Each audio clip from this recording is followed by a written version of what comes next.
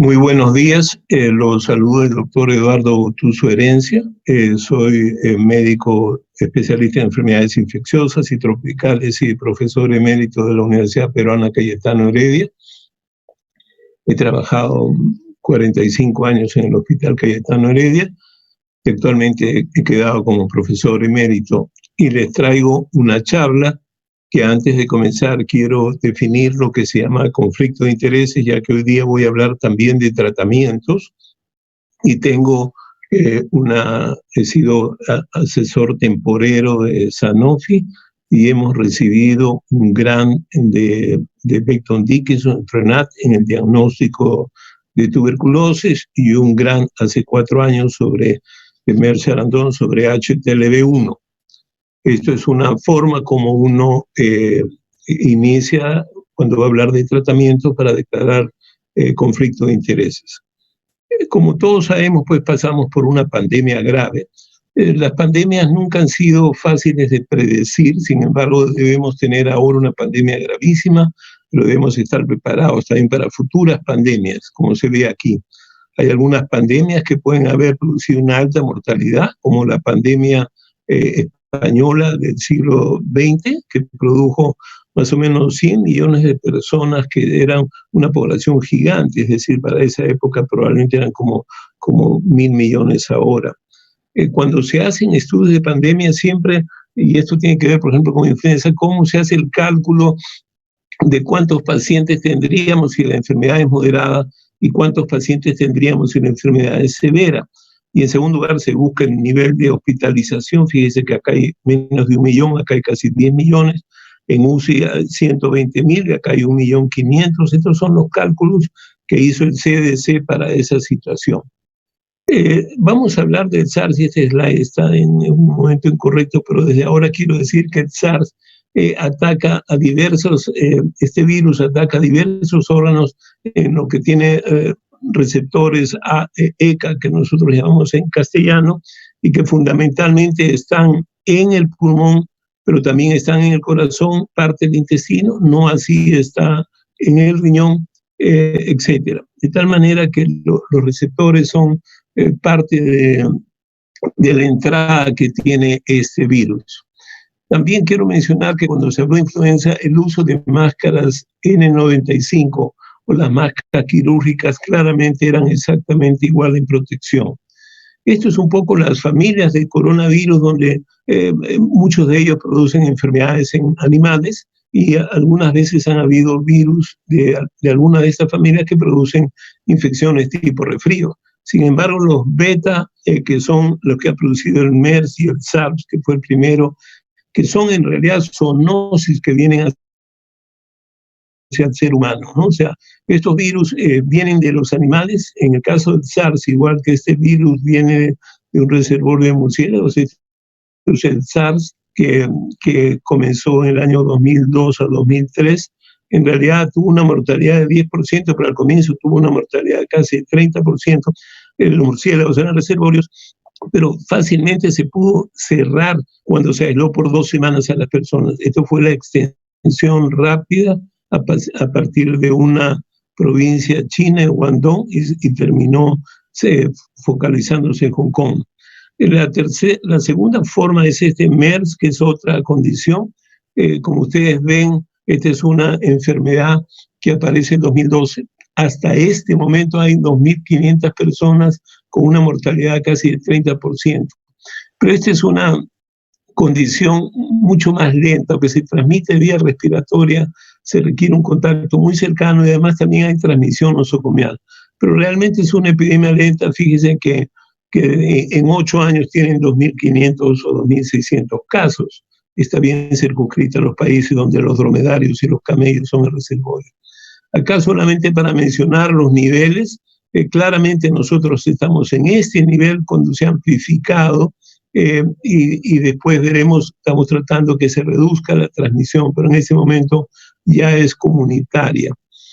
Tenemos que mirar a la China para poder mirar qué cosa es lo que nos va a pasar. Esta fue la primera publicación que sacaron en los grupos chinos sobre los casos. Fíjense que los casos confirmados, el 3% tenían más de 30 años, el 88% eran adultos y adultos mayores, el 8% estaban entre 20 y 30 años, 1% en personas de 10 a 20 y 1%. Entonces, esta es una enfermedad que se distribuye en todas las edades, pero produce cuadros clínicos visibles en estas edades. Quiero comenzar porque esto va a ser importante para lo que discutamos. Esta enfermedad tiene una fase viral, una primera fase que se llama la fase temprana, y es importante porque cuando analicemos estas publicaciones que son, digamos, un poco confusas o tienen respuestas, digamos, que son contrarias entre ellas, es que probablemente, igual para las pruebas serológicas o las pruebas de diagnóstico, también tiene que ver con las fechas. La primera semana viene la fase de viremia, ¿de acuerdo? Bien importante porque aquí es donde tenemos que buscar el virus, pero en la segunda fase ya vienen las respuestas inmunes y por lo tanto se miran los anticuerpos, pero ahí el daño ya es un daño de respuesta inflamatoria muy severa en determinados grupos, y este concepto es bien importante para entender bien el manejo de diagnóstico y el manejo de, digamos, de tratamientos. El cuadro clínico se parece mucho a cualquier otro cuadro clínico de infección respiratoria y creo que necesitamos hacer una investigación simple. Por ejemplo, hay 2 personas que han escrito su experiencia que dicen que nunca hay rinorrea desde que comienza. Y es una pregunta bien interesante porque muchas infecciones respiratorias de las que vamos a ver ahora en mayo, junio, cuando cambia el clima, la gente comienza con rinitis, etcétera, y aparentemente eso excluiría inicialmente el diagnóstico clínico de coronavirus porque en realidad es una enfermedad muy parecida a influenza y muy parecida a cualquier virus respiratorio, o sea, un poco de obstrucción nasal, dolor de garganta, garganta seca, luego se pone inflamada, aparece fiebre habitualmente en las primeras 48 horas y después queda con febrículas y aparece la tos con el malestar general. Esto es un poco el patrón clínico cuando uno está en el nivel primario, que eso es un poco lo que todos vamos a tener que aprender a manejar, ya no solamente los pacientes de cuadros severos. Entonces, cuando uno mira toda la lista, en algún momento los pacientes hacen fiebre y la respuesta es sí. La mayoría de pacientes hace tos seca, tienen mialgias. Pero lo que es importante en los análisis, los pacientes tienen linfopenia. La linfopenia es un criterio que ayuda mucho a diagnosticar cuadros febriles, porque normalmente en las enfermedades virales uno tiene linfocitosis. Es más, es un buen criterio de que el paciente esté evolucionando mal conforme profundiza la linfopenia. El tiempo de protrombina y DH ha aumentado.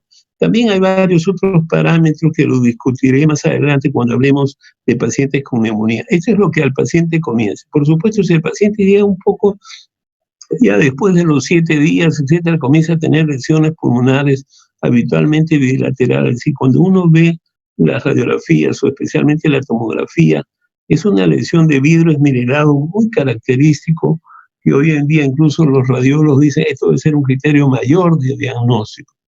Ahora, ¿cómo es el espectro? Muy bien, en la China este es el espectro que es importante porque se ha repetido en Italia, se ha repetido en España y también se está repitiendo en Perú. Más o menos el 80% que son personas que tienen formas leves, autolimitadas y pasa rápido. El 14 a 15% hacen formas severas y tienen que ser hospitalizados y el 5% pasan unidades de cuidados intensivos. En el Perú eso es cierto.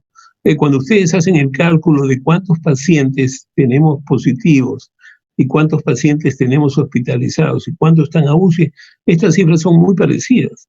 Es decir, tenemos 7.000, tenemos, es muy, muy parecido. En China aceptaban que la tasa de mortalidad era 2.3, de letalidad era 2.3, siendo mayor en hombres que en mujeres. En hombres era como 3%, en mujeres era como 1.9%. Pero lo que era importante es que la mortalidad no era homogénea, la mortalidad iba subiendo de acuerdo a la década. Y les voy a mostrar unas diapositivas. Lo que es más importante es que cuando los pacientes entraban al respirador o estaban en condición crítica, morían la mitad de ellos. Concepto muy importante. Y finalmente que el 3, casi el 4% de personal de salud eran, dentro de los infectados, el 4% eran personal de salud.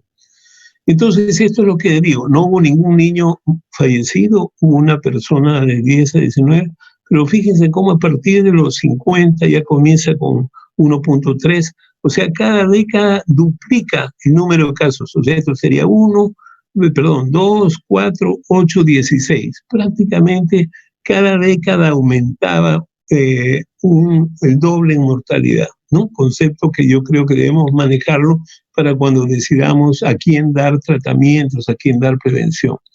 Esta situación también fue probada tempranamente en Italia. Ellos tenían para ese momento 14.000 casos. Sorprendentemente, ellos tenían un alto nivel de trabajadores de salud. Habían fallecido 800 personas. Pero si uno mira el mapa, de nuevo, a partir de los 60 ya aparece 3%, de 70 a 80, 9%, de 80 a 90, 16%. Es decir, claramente la enfermedad, y sin embargo, para Italia debajo de 30 años no hubo ningún fallecido para cuando publicaron eso. Y cuando uno mira los datos de los españoles, igual, ellos no tuvieron ningún niño al comienzo hospitalizados y después va creciendo. Y cuando uno mira acá, prácticamente a partir de los 50 ya comienzan a aparecer números importantes. Sin embargo, los españoles ya comienzan a detectar personas entre 30 y 50 años hospitalizados, es decir, estamos hablando del 15% de personas que están ahí. Y finalmente, cuando miramos, los pacientes fallecidos, de nuevo, están en los grupos etarios mayores y siempre han tenido comorbilidades, como se ha reportado también en el Perú. Entonces, ¿quiénes tienen factores de riesgo de morir? Mayores de 60 años, especialmente mayores, se duplica cada década, y estas son las comorbilidades que se han incluido. Una de las cosas que ha aparecido de manera importante en América Latina, por lo menos se ha registrado, es la obesidad. La obesidad ha sido una de las características importantes en el Perú. Casi el 60% de personas que han fallecido tenían obesidad. Y lo que todavía no se conoce claramente es el riesgo si las mujeres embarazadas son un riesgo. No hay muchos casos, pero yo tengo conocimiento de 2 casos graves que están, uno en una clínica privada, otro en un hospital, y creo que el Seguro Social también ha tenido algunos pacientes. No sabemos, creo que hay que juntar estos pacientes para poder determinar si el embarazo es un alto riesgo. Yo tendría la impresión que sí, prefiero ponerlas hasta que me digan lo contrario. Lo que pasa es que hubo una publicación china que presentaron 9 pacientes donde no hubo complicaciones importantes. Y por eso ha habido la sensación de que esto no daña. Llamaría la atención porque conocemos más de 10 enfermedades infecciosas que cuando ocurren en mujeres embarazadas, la morbilidad y la mortalidad es mucho más alta que las mujeres de la misma edad que no están embarazadas. Y esta es la otra cosa que se ha ido agregando a través del tiempo.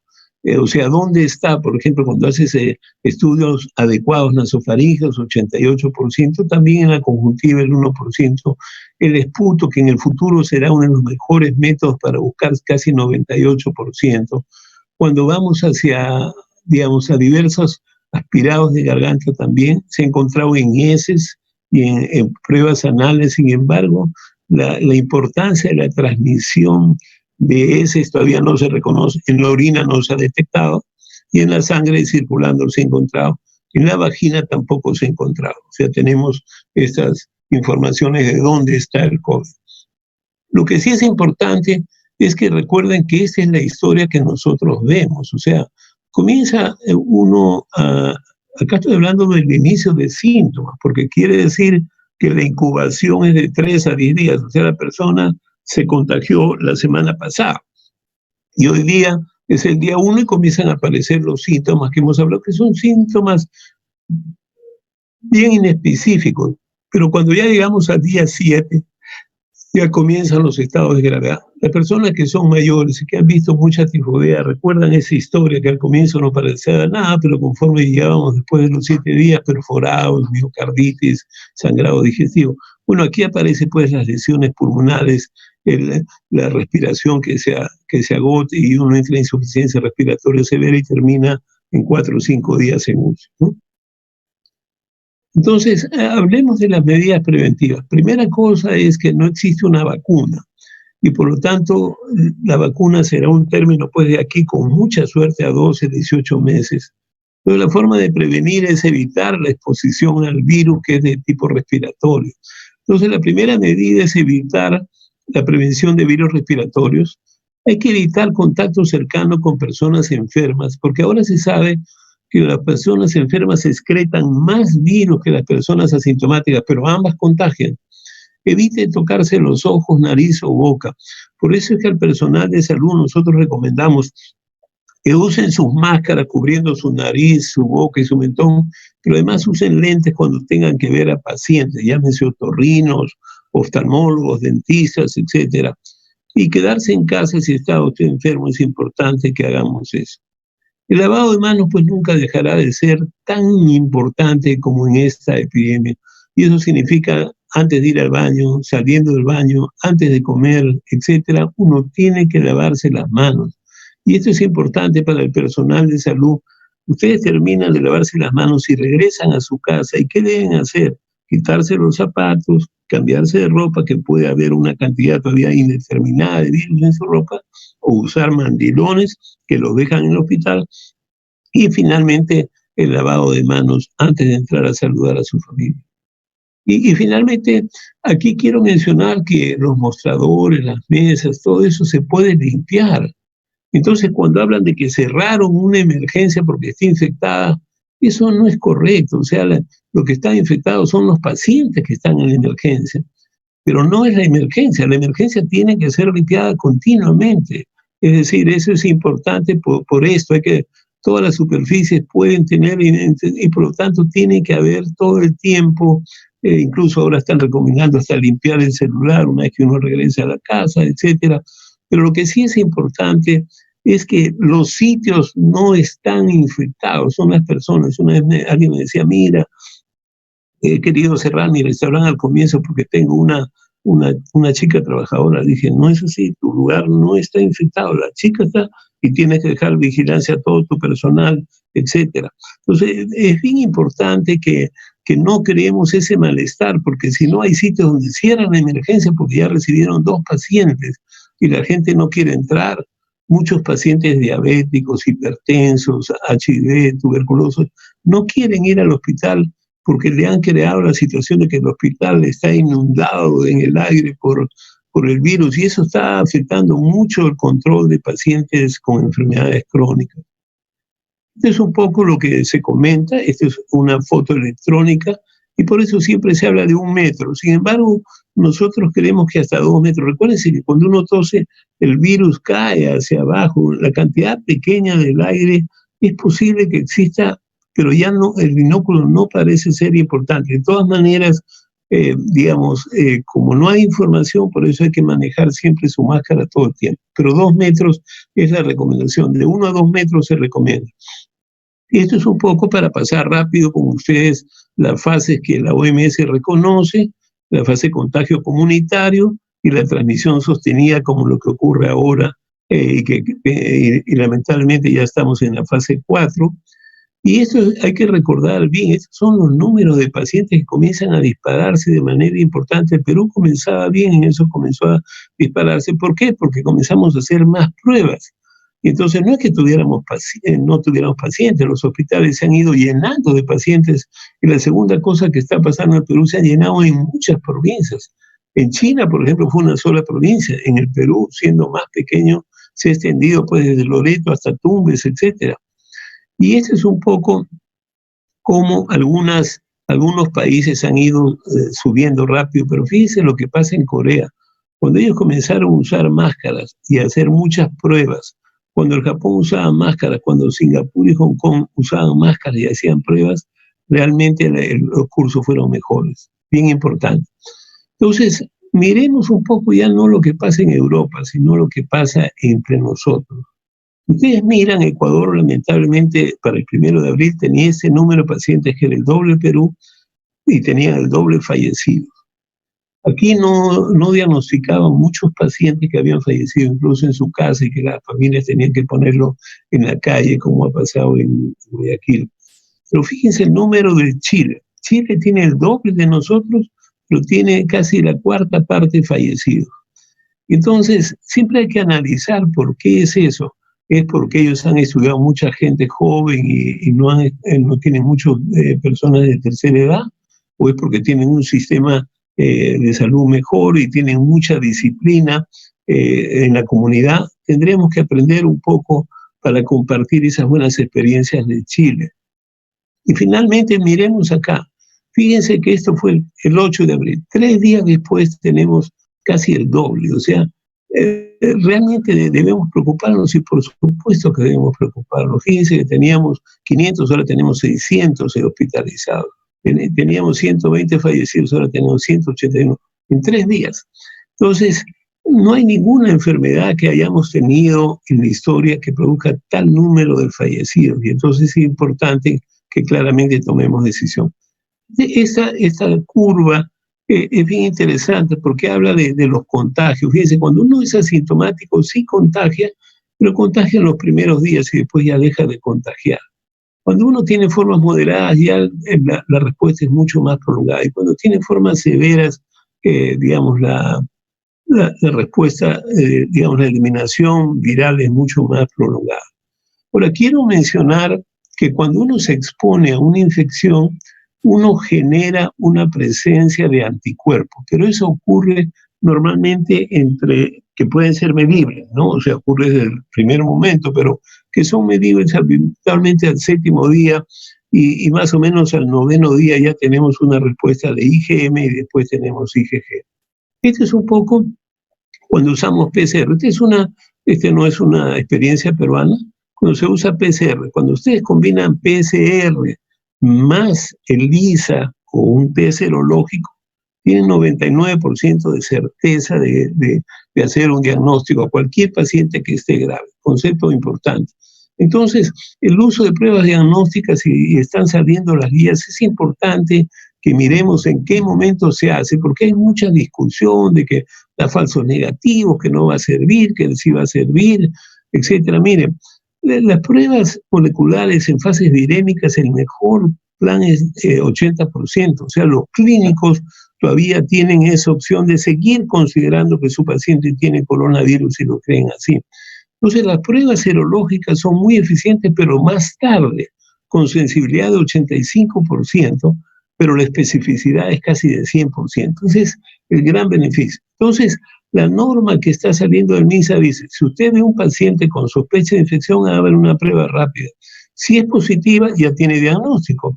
Y si es negativa, repetir en 4 o 7 días. Concepto que me parece importante cuando hablamos de personas jóvenes que tienen cuadros clínicos leves. Pero si hablamos de una persona en riesgo, si es negativa, el personal es en riesgo, personal de salud o es un policía, debe hacerse la prueba molecular de inmediato, por las implicancias que tiene no solamente al paciente, sino a la salud pública del país. Es decir, no queremos tener policías enfermos, ni queremos tener médicos o enfermeras o tecnólogos enfermos. Por lo tanto, es bien importante usar de manera adecuada. Entonces, todas estas discusiones de que uno es malo, otro es bueno, realmente no ha llevado a nada, sino que, como toda enfermedad infecciosa, tiene que saberse usar las pruebas en un momento determinado. Como no sabemos, por ejemplo, el tiempo de incubación puede ser 3 a 7 días, pero si un paciente tiene 7 días de incubación y comienza a hacer 2 días de fiebre, ya está con anticuerpos. Por eso es que se ha planteado esto. Por supuesto, si el paciente tiene 3 días de incubación y tiene 2 días de fiebre, todavía no tiene anticuerpos y va a salir negativo. Por eso es importante, digamos, repetir el mensaje que se repite en 4 o 7 días, pero en ese momento el paciente debe ser manejado como infectado y digamos, puesto en aislamiento en casa. Concepto importante de tratar de ver los brotes epidémicos y hacer pues un distanciamiento social, que es la otra medida. El distanciamiento social es una cosa fundamental. Hay N pruebas en las cuales que lamentablemente no se está cumpliendo ni en mercados, ni cuando se reparte alimentos, ni cuando va la gente a los bancos. Entonces, el distanciamiento social es fundamental y vamos a insistir siempre en eso. El uso de máscaras, también otra discusión que yo diría es casi bizantina. sea, históricamente los países que han comenzado a usar máscaras tienen un mejor beneficio. Y esto es bien claro. Aquí en esta gráfica no está la República Checa, donde también usaron mandatorio desde el comienzo, son gente muy disciplinada y han usado, y también son uno de los países que ha tenido poca evolución de su enfermedad, han tenido mejor control. Entonces, si va a ser en el 95, claro, en el 95 es para el personal de salud, que no quede duda, el personal de salud. Pero en cuestión al comienzo de la pandemia, si a uno le pregunta y no tiene caso, por ejemplo, si yo estoy en Puno y no hay caso, la gente no debe usar máscara, pero si comienzan a aparecer, tienen que usar máscara rápido o cuando haya sospecha. Entonces, actualmente hay que enseñar a que manejen bien. Las otras máscaras de tipo quirúrgico, que nosotros llamamos, son muy buenas, pero las de la tela que se están promoviendo ahora son lavables, lo cual hace una ventaja enorme cuando se siguen las normas de producción que recomendó el Ministerio de Salud. Ahora regreso al tema de los estadios, que me parece muy importante ponerlo acá. Entonces, si estamos en esta fase, ¿qué nos interesa? Cortar la cantidad de virus. Y acá, ¿qué nos interesa? Ya el virus pasó, ya se hizo pequeño. Aquí lo que interesa es responder a la actividad inflamatoria. Por eso ustedes verán cómo los estudios depende. Cuando dicen pacientes en fase neumónica, ya casi no tienen virus y arranca una respuesta inmunológica importante. Entonces, primera condición, no existe tratamiento aceptado y definitivo como el mejor o el más eficaz. Punto. O sea, no hay un tratamiento. Podemos decirle a los pacientes que hay algunos tratamientos que están siendo discutidos, basados en información. Hay estudios in vitro, en modelos animales. Hay estudios en comparación con el coronavirus, el SARS-1. Entonces, desde ese punto de vista, si no hay buenos estudios, se llega a conclusiones discutidas, valores no claros, consejos frecuentes. Incluso algunos de estos trabajos en épocas que no fueran epidemia no serían publicados. Entonces siempre en plena epidemia rápida y agresiva, siempre hay el deseo de hacer algo, de dar algún tratamiento, aunque no estén certificados. Entonces, es un poco entre la vehemencia, la voluntad y la posibilidad de no hacer daño, que son las cosas que son importantes. Entonces, comencemos por las drogas que tienen alguna actividad viral o de la primera fase. Sin embargo, se está usando en la segunda fase porque no había suficiente información. Hidroxicloroquina es un derivado, igual que la cloroquina, derivado del árbol de la quina, viniendo del Perú, que sirvió mucho para la malaria en épocas que la gente moría de malaria. Y la esposa del virrey de Chinchón tuvo malaria y los monjes le enseñaron que los indios peruanos usaban este producto. Entonces esta mujer se curó y comenzó a extenderse hacia Europa el conocimiento de esto. Entonces, hoy en día, hidroxicloroquina salió porque la cloroquina tenía algunos efectos indeseables importantes. Entonces, es una droga que tiene fundamentalmente como 3 efectos. No solamente tiene un efecto antiinflamatorio, tiene un efecto radical sobre la actividad del virus in vitro, etc. Entonces, en América Latina hay varias publicaciones con más de 1.500 pacientes tratados por más de un año, con un muy alto nivel de seguridad, aún después de usarse por más de un año. Además, han demostrado que es segura en gestantes. Hay como 5 publicaciones de este grupo de reumatólogos, en el cual incluye un buen grupo de reumatólogos peruanos. La cloroquina es una droga más antigua, que la usamos para tratamientos cortos de malaria. Tiene un perfil importante de efectos adversos, toxicidad aguda ocasional arritmias y rara vez muerte si no se hacen bien las cosas. O sea, hay que evaluar cuando uno lo da en pacientes con problemas cardiovasculares, etcétera, porque además el virus también produce lesión sobre el corazón por tener también receptores ECA en el corazón. Entonces, algunas veces ustedes van a ver muerte súbita en un paciente que está caminando con coronavirus, que no tiene neumonía, boom, hace una muerte en la calle, precisamente por eso. Entonces, veamos qué cosa hay. Este es un estudio francés que ha dado la vuelta al mundo. Ellos primero probaron solamente con muy pocos pacientes que la combinación de hidrocloroquina más acitromicina es un estudio muy criticado porque no es randomizado, porque compara gente joven con personas mayores, etcétera. Y entonces ellos usan acitromicina solamente por 5 días a la mitad de la dosis adicional, más hidroxicloroquina. Lo que demuestran es que se reduce la excreción viral más rápido que cuando se usa hidrocloroquina y más rápido, por supuesto, que lo que no usaron. Entonces, sin embargo, ahí no reportan ninguna eficacia clínica, no se demuestra nada. Ellos después han ampliado el estudio, ya no presentaba ese grupo pequeño, sino 1.061 pacientes, donde no encuentran toxicidad cardíaca, cosa que todo el mundo estaba preocupado. 91% mostraron buena respuesta. Acá estamos hablando de que son pacientes con COVID no complicados, o sea, llegaron a la clínica, inmediatamente diagnóstico, inmediatamente tratamiento. Entonces ellos encontraron 91% de buena respuesta. Recuérdense bien que el 81% van a tener buena respuesta por ser leves.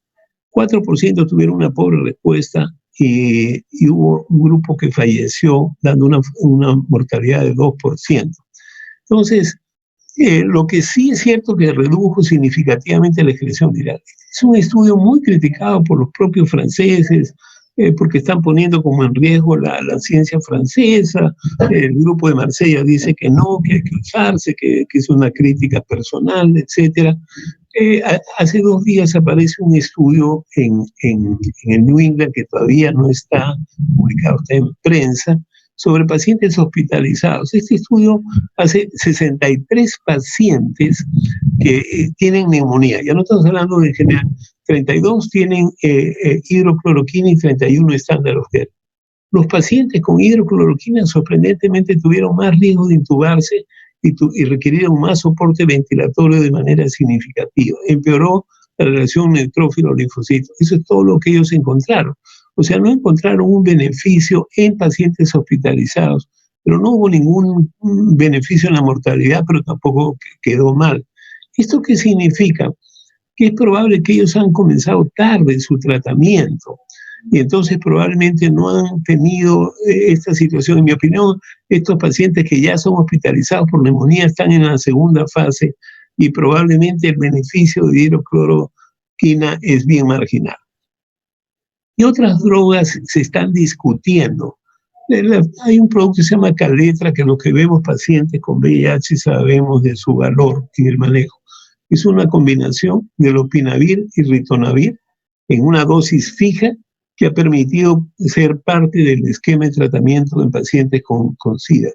Es una medicina oral muy activa para ellos, es bastante seguro y su uso frecuente. Sin embargo, tiene, sobre todo la primera semana, los pacientes no toleran bien, producen muchos problemas gastrointestinales. Hay otra droga que se llama Remdesivir, que es una droga que también se ha diseñado para el SIDA. Sin embargo, por su efecto antiviral ha sido tratado de probar en el ébola y en otras enfermedades virales emergentes, que por su valor en modelos experimentales y modelos in vitro. Y sin embargo, su uso todavía no está aprobado. En Estados Unidos hay numerosos ensayos clínicos con esta droga, que es una droga endovenosa que se usa diariamente y que todavía no conocemos su eficacia. Aparentemente da resultados, entre comillas, in vitro mejor que el lopinavir, ritonavir. Y finalmente, para mí una excelente noticia es ivermectina ha mostrado resultados interesantes in vitro. Ivermectina es una medicina que lo que hacemos en enfermedades tropicales e infecciosas usamos mucho para estrongiloidiasis, usamos para cualquier tipo de ácaros, usamos para miasis, lo usamos para anastostoma, con un nivel de seguridad muy interesante, porque esta es una medicina que ustedes, incluso con una sola dosis, por ejemplo, para fasciola, una sola dosis de ivermectina muchas veces es suficiente, o sea, perdón, no para fasciola, he dicho más, triclavendazole para fasciola, sino esta para estrongiloides, una sola dosis es suficiente. Nosotros hemos usado dos dosis, o sea, en 2 días repetimos la dosis, porque hay un número importante que pueden fallar el tratamiento. La ventaja que tiene es que se concentra en los tejidos y en el pulmón hasta 15 días. que sería muy interesante para una enfermedad que afecta. Por tanto, nosotros creemos que sí vale la pena hacer pruebas con él. Esta es una medicina que es tan segura que a nivel de África se da a toda una población de un país una dosis 2 veces al año, cada 6 meses. Y con eso han desaparecido una enfermedad que causaba ceguera en esa población usando masivamente así. Entonces, yo tengo ilusión porque es una medicina barata, se puede usar rápido, etcétera. No es complicado y conocemos sus efectos adversos. Muy bien, pero ya cuando los pacientes llegan a la segunda fase, ya tenemos que mirar qué más podemos hacer. Entonces aquí, por ejemplo, hay otro estudio que se hizo en China, que hacen lopinavir y tonavir contra placebo. En ese estudio, publicado en New England hace unas semanas, se demuestra que el grupo de lopinavir y tonavir mejoró discretamente en un solo día la mejoría clínica, pero no cambió la mortalidad y el 13% se retiraron por efectos adversos por lopinavir y tonavir. Y eso fue importante. Sin embargo, cuando se analiza de nuevo, se encontró, que la tasa de muertos acá fue 19% con lopinavir y tonavir y acá fue 27%. Acá hay un error mío. O sea, como el número es pequeño, no permite hacer una diferencia significativa. Ustedes imagínense que estuviéramos manejando 1,000 pacientes de esto, tendríamos 190 fallecidos y 250 acá, o sea, hubiéramos reducido 60 muertos. Pero yo no creo que después de este estudio uno ya diga, esta no sirve, esta es una medicina que debe quedar en observación para hacer más investigación de esto. Ok, creo además que esto llegó un poco tarde, como digo, creo que debe hacerse más temprano. Ok, lo más importante es que en la segunda fase las causas de muerte están relacionadas a la tormenta de interleuquina 6 que dañan el pulmón y otros tejidos.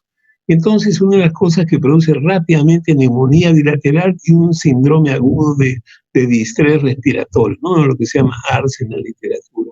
Ocasionalmente hay un daño vascular y hay daños donde hay receptores X, y por eso algunos pacientes también tienen diarreas. ¿Qué drogas tienen interleuquina 6? El tocilizumab. Es una de las drogas que la han usado mucho los reumatólogos. Tienen una gran cantidad de experiencias y que incluye, está en el Perú y se ha usado con bastante seguridad. Los reumatólogos tienen muy buena experiencia y actualmente se están comenzando algunas evaluaciones. También existen drogas inhibitorias de AKE1 con mayor actividad in vitro muy potentes como el baricitinib, que también es una medicina oral y sirve mucho para esa condición. Por último, el tratamiento de corticoides. Ustedes saben que en la fase inicial, tanto la OMS como otros grupos no recomiendan hacer corticoides porque se aumenta la excreción. Pero sin embargo, hoy en día, la terapia de pulso, que es reconocido para responder situaciones inflamatorias severas, y lo hemos usado en artritis reumatoide, en uveitis grave, en paraparesia espástica, etcétera, dan resultados buenos. Sin embargo, lo que ha tenido la experiencia internacional es que solamente se han hecho, estudios con 80 miligramos, 160 miligramos, cuando en realidad la dosis debe ser muy elevada, de medio gramo por día, mínimo 1 gramo por 3 días. Hay que vigilar las complicaciones infecciosas y hay que mirar eso. Este es un estudio que acaba de presentar un profesor brasilero, en el cual él ha hecho el distrés respiratorio y ha usado esta dosis alta. La mortalidad en los pacientes que no usó fue esta, y la mortalidad en este grupo fue esta. O sea, hubo un claro impacto en la mortalidad en esta experiencia brasilera de manera importante. ¿Existen otras drogas? Sí, el interferón 1 en varios sitios, en Cuba, en Estados Unidos se están probando. Es importante que se va a usar suero de pacientes convalecientes o plasma, eso debe ser uno de los prontos estudios rápidos para ayudar a resolver que los pacientes que se infectaron, que tienen IgGs elevadas, puedan ser donantes. Y actualmente hay una pretensión de producir anticuerpos específicos para eso. En conclusión, tenemos que decir que existe una pandemia de un virus de rápida diseminación con una mortalidad elevada a partir de los 50 años. en grupos de riesgo especialmente. Hay que usar de manera inteligente, informada las pruebas de diagnóstico en su momento adecuado. Hay que mantener como una de las banderas más importantes el uso de material de prevención personal para no infectarse. Los tratamientos requieren mantenerse investigaciones adecuadas para reducir la morbilidad y mortalidad y evitar secuelas. Hay que investigar también la opción de profilaxis en personal de salud y con el doctor Alejandro Llanos se va a iniciar un estudio en esa línea y finalmente todos tenemos que trabajar en equipo por el Perú. Ya comienzan a aparecer pues muchas personas lanzando acusaciones o formas negativas. Lamentablemente las notas que circulan por estas redes sociales, más del 80% son muy malas, no están evaluadas, no están revisadas, son informaciones anecdóticas, etcétera. Y yo recomiendo al personal de salud que lea los sitios aprobados, la OMS, la OPS, el Instituto digamos, de la Universidad de Baltimore, la Universidad de Johns Hopkins o el Mass General o el Instituto de Medicina Tropical de Londres, etcétera, o digamos la Asociación de España o de Italia. Es decir, tenemos que ya tener una información cada vez más certera para tomar mejores decisiones. Bueno, eso sería todo lo que yo quería traer. Quiero finalmente eh, invocar que nosotros debemos luchar de manera sostenida. Lamentablemente el tiempo está en contra nuestra. Agarró a este país con una deuda en salud de más de 50 años, con hospitales construidos hace 40, 50 años, que no están preparados para pandemia, que no teníamos suficientes camas para ni siquiera atender la primera condición. Y entonces, realmente, para mí era importante, digamos, mirar esta situación, digamos que me parece importante, tratar de intercambiar entre todos, ayudarnos, qué cosa debemos aprender o hemos aprendido. Trabajar en grupos, en el grupo que nosotros estamos discutiendo algunas cosas de tratamientos, etcétera. Hay gente de terapia intensiva, gente de medicina interna, gente de infectología, gente de neumología, expertos en salud pública, personas que han sido exministros o ministros, personas representantes del Colegio Médico, de la Academia Peruana de Medicina.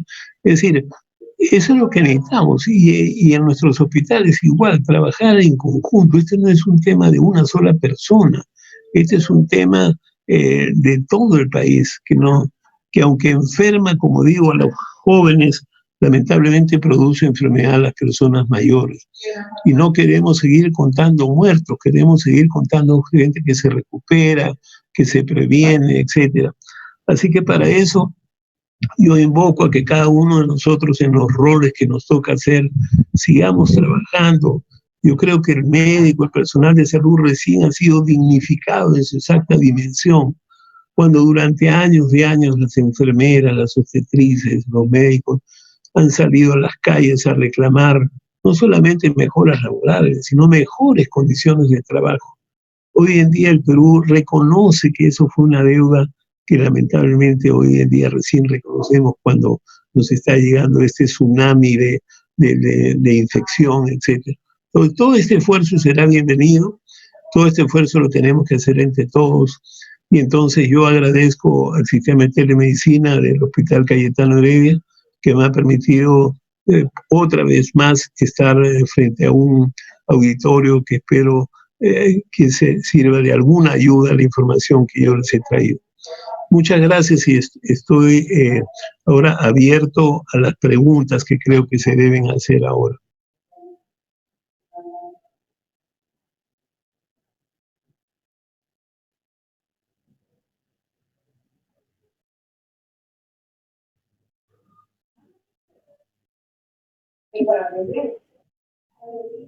No, no estoy escuchando retroalimentación. ¿Aló?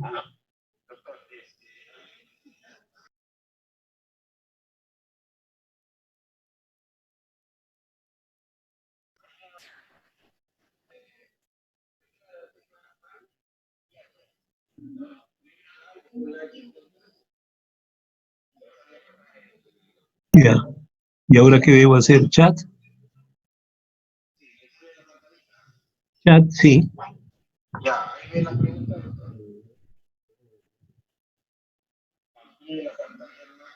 Ya, voy a leer las preguntas que están apareciendo acá.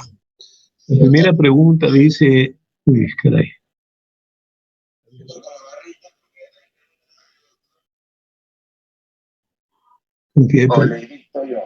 Ya, la primera pregunta es de mascarillas, hecho a las 10:51. Creo que por ahí comienzo.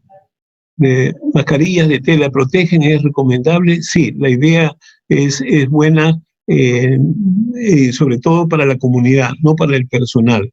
El uso de fenoxieparina es un tema cuestionado, hasta ahora nadie lo ha usado. Es cierto que hay una generación de microtrombos pulmonares, pero yo diría que no. Profilaxis en personal médico se va a hacer un estudio para tratar de responder. Yo les comento que, por ejemplo, hay una ciudad en el Perú donde 5 médicos estaban tomando, 3 de ellos se enfermaron. Entonces yo creo que hay que mirar qué medicina usar y por cuánto tiempo usar. Ojalá que tengamos una respuesta pronto. Eh, una pregunta acá. De activación del virus, mire, es una cosa que es posible que ocurra, ¿no? O sea, eh, es posible que ocurra la activación, pero es una cantidad mínima. Y lo que se puede hacer solamente a los pacientes que salen de alta a las 2 semanas, hay dos opciones. Hay gente que dice que hacer PCR. Nosotros no debemos hacer PCR porque en muchas enfermedades el PCR puede persistir por meses, pero no el virus. Y no tenemos capacidad de cultivar a todo el mundo y no tenemos posibilidad de PCR. Lo único que se requiere es saber si la persona tiene IgG positivo. Si tiene IgG positivo, ya armó su sistema inmunológico y queremos ponerlo eso a la tercera semana. Reactivación tendría que tener una reactivación clínica y los pacientes deben ser puestos bajo vigilancia. Ningún paciente ha fallecido, de los pocos que se han reactivado, ningún paciente ha hecho una forma grave. Entonces las precauciones es que cuando ustedes den de alta por 2 semanas, recomienden a las personas que usen máscara permanente incluso en su casa y que se laven cuidadosamente las manos, especialmente al baño. Bueno,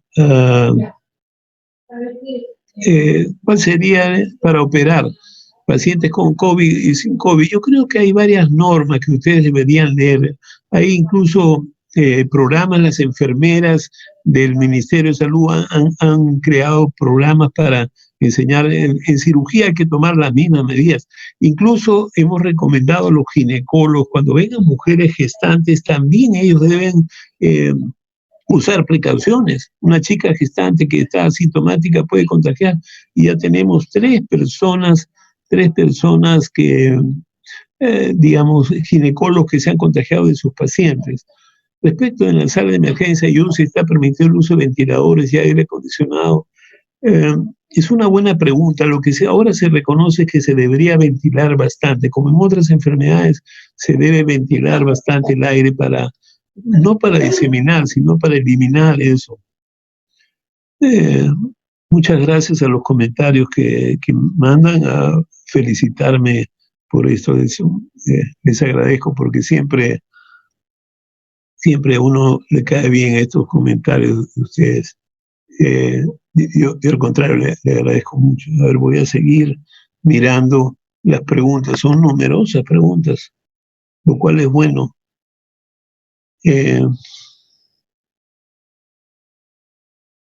Sí, se debe seguir operando con cirugía laparoscópica, sí, se debe, las cosas que ustedes usen quirúrgicas, vayan a desinfectarlas como siempre, por supuesto el material tiene que estar infectado, pero vayan a desinfectarlas, ¿no? O sea, sí, dice, los nuevos síntomas neurológicos, en realidad es una cosa nueva, por si acaso. Por ejemplo, una de las cosas que llama la atención es que la gente pierde el olor a las comidas y el sabor de las comidas. Una cosa notable que comiencen ustedes a incluir en sus historias. Hemorragias cerebrales. Ustedes hace poco falleció una obstetriz que fue motivo de de noticias y todo. Esta obstetricia era saludable, tenía un factor de riesgo, pero hizo una hemorragia cerebral y falleció en 2 días, hemorragia cerebral severa. Y entonces, pero a ella le habían estudiado, no sé las razones, porque no conozco ese caso, le habían hecho una prueba y salió positiva. Si realmente es cierto, habrá que estudiar hemorragias cerebrales hoy en día de causas no conocidas, hacerle una prueba rápida que ustedes lo pueda ayudar. Dice lesiones dérmicas como pronóstico clínico. Es bien importante esa pregunta porque hoy en día hay cada vez más pacientes que tienen como dengue, como una reacción como otros virus, ¿no? Que aparece una especie de erupción. Incluso ahora en la zona de Pucallpa hay dengue y hay coronavirus. No sé si tiene que ver con un pronóstico clínico, pero sí puede servir que cuando vean estas lesiones que parecen dengue podrían también ser lo otro. Dice, ¿qué medidas de protección se podrán hacer cuando sigamos a hacer actividades cotidianas? Pues yo le digo 3 cosas. Mantener el distanciamiento social en los sitios de trabajo, en las oficinas, en los hospitales, etcétera. Es bien importante, miren, la vez pasada han habido 2 brotes en 2 centros, uno policía, uno de médicos, es que están protegidos, pero a la hora que se cambian, todos se quitan las máscaras y conversan como que no pasó nada, se contagiaron 8 personas así. Entonces ustedes deben seguir manteniendo todo el tiempo hasta que llegan a casa. Y en segundo lugar, deben usar máscara, probablemente vamos a usar máscara por 3 meses de aquí en adelante, y por eso es que son importantes estas máscaras que son lavables. ¿Cuánto tiempo será eso? La verdad que no, nadie tiene una bola de cristal, será según la evolución. ¿Cuándo debe considerar el alta de un paciente COVID? 2 semanas después de haber comenzado sus síntomas, el paciente ya no excreta, ya está bien, etcétera, puede salir. Profilaxis para el personal de salud, la verdad que quisiéramos hacer esa investigación rápida, tenemos todos los instrumentos y con Alejandro Llanos espero que hoy día aprueben porque se va a hacer en personal de salud y si las respuestas son adecuadas inmediatamente pasar a personal de salud que no esté activo pero que tenga comorbilidades como más de 60, etcétera, y otros grupos como la policía. ¿Cuál sería la dosis de ivermectina?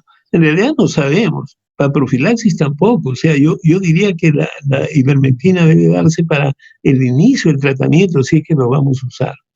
La pregunta es de pulso metilprednisolona, en el hospital Oasis y en otros sitios están usando por 3 días, que es lo que debería hacerse. Si el COVID deja inmunidad, parece ser que sí, por eso es que van a usar los sueros de estos pacientes que tengan una IgG bien elevada, van a ser sacados los sueros y el plasma y pasarse a los pacientes enfermos. El uso de zinc, no tengo ninguna información sobre eso.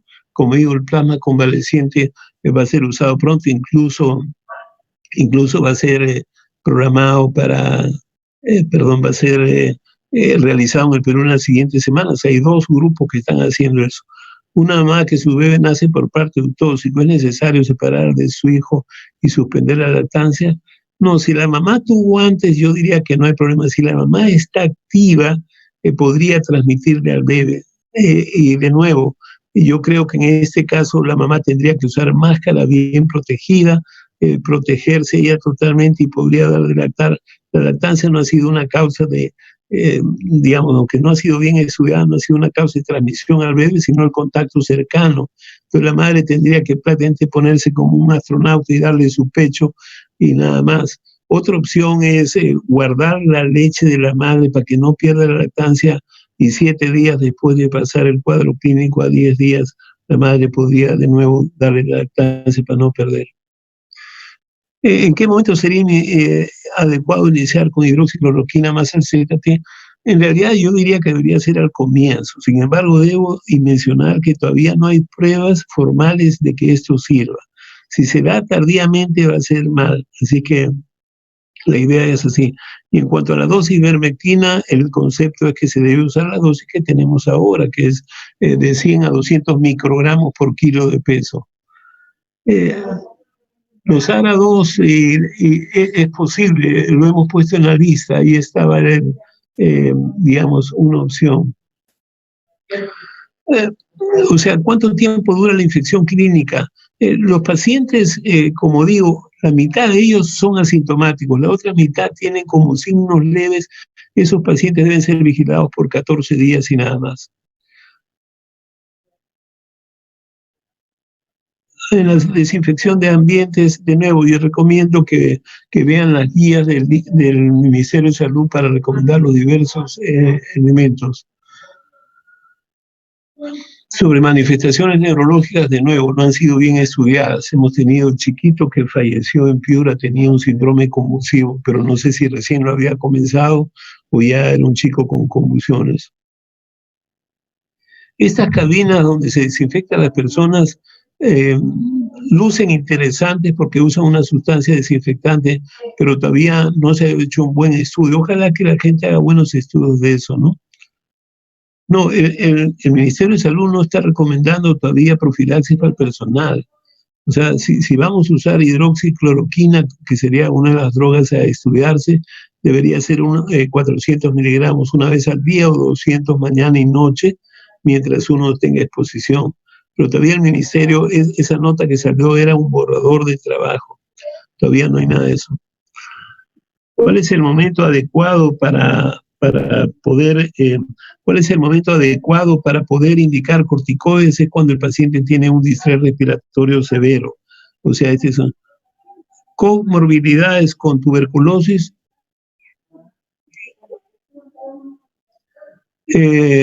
comorbilidades con tuberculosis todavía no se ha estudiado. Nosotros vamos a tener que estudiar mucho porque tenemos muchas personas que tuvieron tuberculosis y que tienen daño pulmonar. Hasta ahora no se ha reconocido la tuberculosis antigua como un daño importante, ¿no? ¿Qué nos espera dentro de 10 años? Si apareció el COVID-1, el COVID-2, pues que tenemos, mira, de las grandes lecciones que va a tener que aprender el país, primero es a respetar el sistema de salud, poner los presupuestos adecuados, reestructurar nuestros sistemas que no sean tan abusivos en el sentido administrativo, y entonces, y finalmente que la regionalización trabaje, porque tenemos que estar preparados para cualquier momento tener otra epidemia.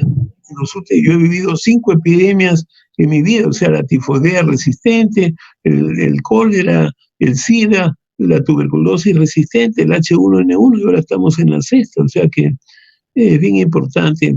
Después dice una terapia combinada con todas las drogas, nadie lo ha probado y es mejor que se prueben primero las que sepamos que realmente sirven. Como digo, todos los días aparecen noticias que no sirven, otras que sí sirven, y yo creo que no sirve porque no se han usado en el momento adecuado.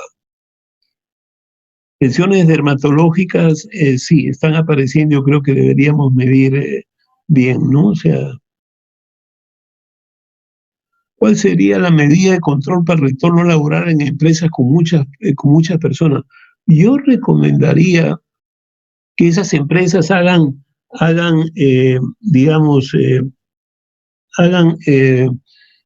evaluaciones de pruebas rápidas, porque ellos tienen capacidad económica, ya podrán comprar pruebas rápidas y que le hagan a todo su personal y saquen a lo que es positivo y los tengan 10 días fuera. Y en segundo lugar, y que los observen. Y el resto de personas tienen que seguir claramente sus guías dentro de su trabajo, durante el viaje hacia su casa y en su propia casa. Ese es un momento importantísimo. ¿Sirve el control de temperatura corporal? Sí, porque la fiebre, una de las maneras de mirar una vigilancia en un sitio es mirar cuántas personas están haciendo fiebre. El virus está produciendo enfermedad, coagulación intravascular, en realidad está produciendo un trastorno vascular importante, pero creo que es la parte final, y por eso es que todavía no hay discusión, no hay mucha discusión de que alguien quiera usar, digamos, heparina o enoxiparina, alguna de estas drogas. Dice, hay un paciente que tiene asma, presenta dolor de garganta, le doy acitromicina, después hace mialgias, dolor de cabeza, pero no tiene fiebre ni tos. Ese paciente debe ser puesto en observación nomás.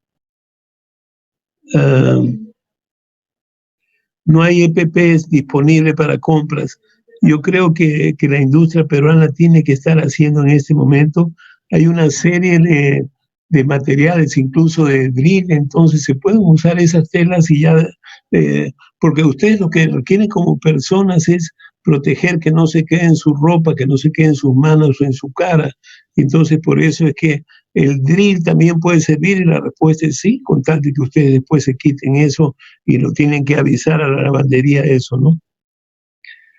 La obesidad es por sí solo un factor de riesgo. No sabemos cuánto riesgo tiene, porque no se han estudiado pues 10.000 obesos y cuántos de ellos tuvieron enfermedad grave y cuántos no. Recuerden bien que la terapia pulso es por 3 días y debe ser vigilada. ¿Cuándo tendremos pruebas suficientes que justifiquen abrir actividades económicas? No, por eso digo, yo tengo la impresión de que las actividades económicas deben ser movidas por las propias empresas. Son ellas quienes deben invertir rápidamente en estudiar a todo su personal y vigilarlo. No es bueno que haya un solo laboratorio nacional que haga todas estas cosas, con eso lo ahogamos.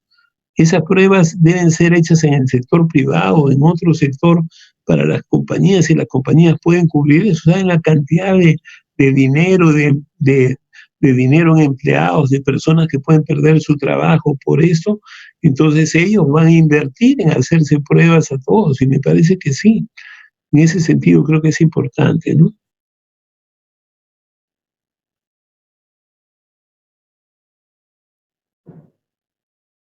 Ah, desde España.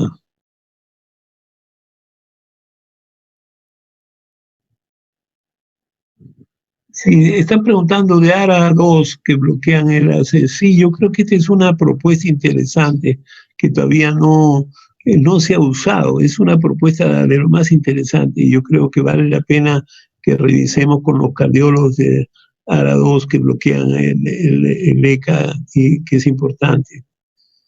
¿En qué momento se usaría la ivermectina? Yo creo que debería usarse al comienzo, o sea, apenas uno comienza. Pero tenemos que probarlo. O sea, yo lo que les he mencionado son que ivermectina, gracias, ha aparecido hace 2 semanas en Australia haciéndose estudios y se ha comenzado a probar en un hospital en Estados Unidos y creo que eso sería muy interesante. El uso de dióxido de cloro que le escuché a un médico colombiano, la verdad que no tengo experiencia, no conozco nada del tema y no quisiera responder sobre eso. Uh, ¿Qué se puede hacer si no tengo protección? Yo diría mandilones de tela que se vayan a lavar al terminar el trabajo, usar guantes, que sean guantes que no sean quirúrgicos, no se requiere, o sea, los guantes los estamos usando para protegernos nosotros, y después lavarse las manos con los guantes, etcétera, ¿no? Eh, Metrotexate yo diría que todavía no es el momento, los reumatólogos lo han usado, es momento para vacunarse contra influenza y la respuesta es sí. Influenza, si nosotros dejamos que no haya vacunas contra influenza, vamos a tener una epidemia de influenza sobrepuesta con influenza, con coronavirus. Y entonces influenza, imagínense ahora el personal médico va a estar con influenza, sáquenos con todos los problemas que tenemos de guardar a nuestro personal, vamos a tener influenza. Y las personas pueden morirse de influenza, especialmente el grupo B del año pasado, ha dado una mortalidad importantísima en Estados Unidos, en Ecuador y también en el Perú. Así que, bueno, creo que, a ver, me quedan 2 minutos. Hay muchas vacunas, habrá que vacunar, ojalá que haya vacuna en los siguientes 12 meses. Plasma, inmunoglobulinas, ojalá que pronto tengamos bien.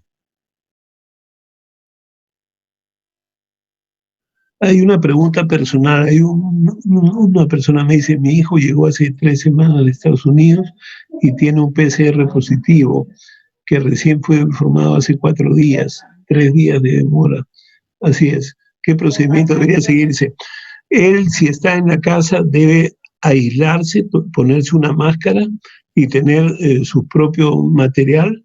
Sus comidas deben ser normales y sus utensilios deben ser lavados con agua y jabón, agua muy caliente y jabón. Su ropa también debe ser lavada.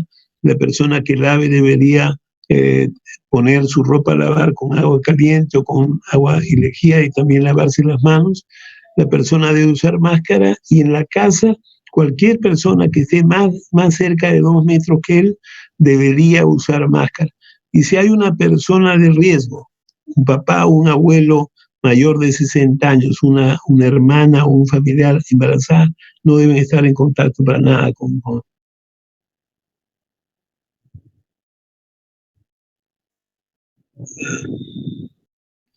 Sí, yo creo que, dímelo de, sí, bueno, yo le puedo decirle que en las neumonías los criterios de mal pronóstico y ojalá que se puedan hacer son los siguientes.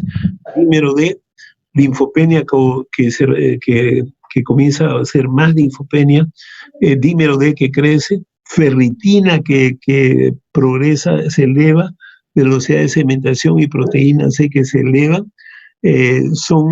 por supuesto, deberíamos medir interleuquina 6, de ser posible. En el Perú sí se puede hacer eso. Y entonces, esos son los 6 parámetros que se mide cuando el paciente está entrando a ser hospitalizado. Eh, por supuesto, la otra cosa es tomar radiografías, y si es mejor tomografías, porque ustedes van a ver cómo de un día a otro las lesiones pulmonares avanzan y ustedes van a tener que ser cada vez más agresivos. Así que yo creo que esa es una. El uso de broncodilatadores no está reconocido, excepto en los pacientes con asma. Sí, hay hipotiroidismo. No, el hipotiroidismo no está considerado como un factor de riesgo, ¿eh?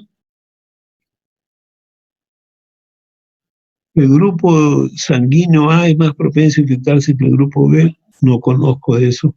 Lo que puedo decir es que las enfermedades gastrointestinales, los grupos O son más positivos, pero enfermedades respiratorias no conozco nada sobre grupos sanguíneos, ¿no? Usar para lavar la ropa, no, el virus se inactiva con agua caliente, arriba de 50 grados se inactiva, y si ustedes quieren con detergente o con jabón, lo que quieran, y si no, usar lejía en una quinta parte de agua, y eso está bien cuando la ropa no es de color, ¿no? ¿Un paciente recuperado de COVID puede ser inmunizado en la época de vacuna estacional? Yo creo que sí.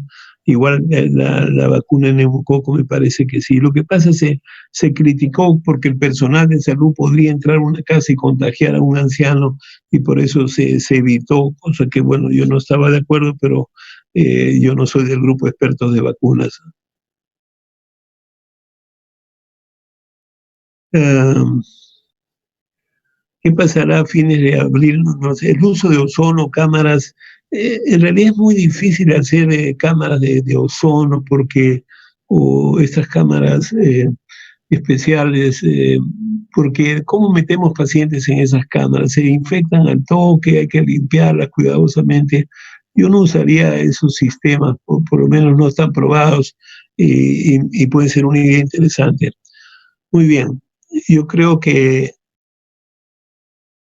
eh, he tratado de responder a la mayoría de preguntas que he recibido, y les agradezco más bien la atención, los buenos deseos hacia mi persona.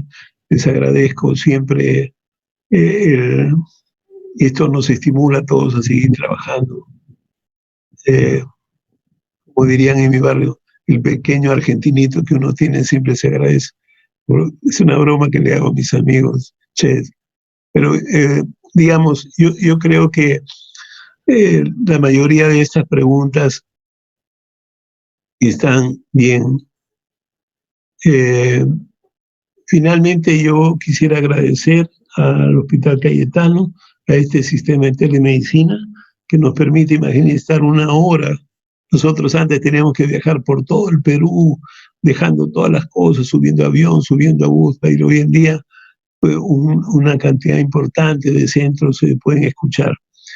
Eh, bueno, yo agradezco. Nosotros, como ustedes saben, estamos siempre dispuestos a asesorarlos en investigaciones, a ayudarlos a sus preguntas, a compartir información, etcétera, porque este es el momento de que seamos solidarios. Así que Muchas gracias a todos y creo que yo con esto termino, a no ser de que haya alguna otra condición que me digan de telemedicina.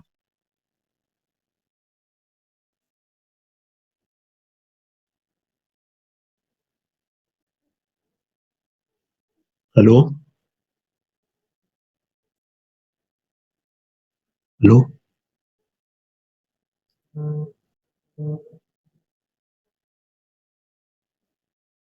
¿Aló? Sí. Ya está bien. ¿Ya salgo nomás? Sí. Gracias.